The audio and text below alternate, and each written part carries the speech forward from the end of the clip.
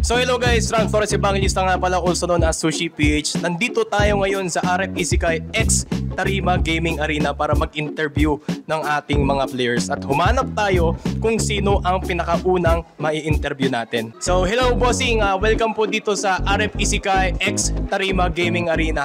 Pwede po ba malaman ng inyong IGN, guild at race? IGN ko ay General and ang race ko ngayon nasa ACC pero di nyo alam, baka nasa Coras Velado na rin ako. Ano po masasabi nyo sa RF Isekai?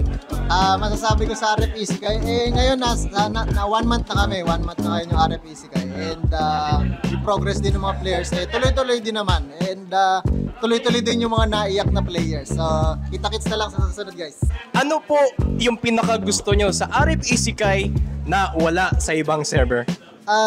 Number 1 siguro yung third job and master skills na hindi mo makikita sa mga servers noon at hanggang ngayon. Pero feeling ko ngayon kasi yung mga servers na merong third skill and master's class mga nasa Indo.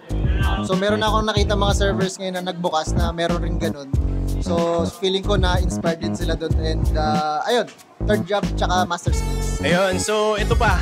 Ano po masasabi nyo sa mga hindi pa naglalaro ng RF Isekai dyan? Pwede naman kayong mag-try eh. Pwede nyo i-try yung mga gusto nyong server na gusto nyong laruan. Pero masasabi ko na hindi pa naglalaro ng Isekai. Wag muna kayo makinig dun sa mga nagtotroll post sa mga RF group page, no? To see is to believe. Kayo na mismo mag-subok dito and kayo na mag-judge kung magtutuloy ba kayo. Ay lang. Yan, tama-tama. Huwag tayo maniniwala sa mga fake news, lalo na kung anonymous member, no? So, eto na. At last, guys. At isa pa, mayroon ka bang maituturong computer shop na pwedeng paglaruan ng ating gamers, no? Syempre, dito na sa Tarima Gaming Arena. Dito na kayo pumunta sa may... Basta ilalagay na lang dito yung address ng link ng itong gaming shop na to. So yun, kita-kits kayo dito. Masaya dito guys. So yun lang po guys, maraming salamat sa inyo.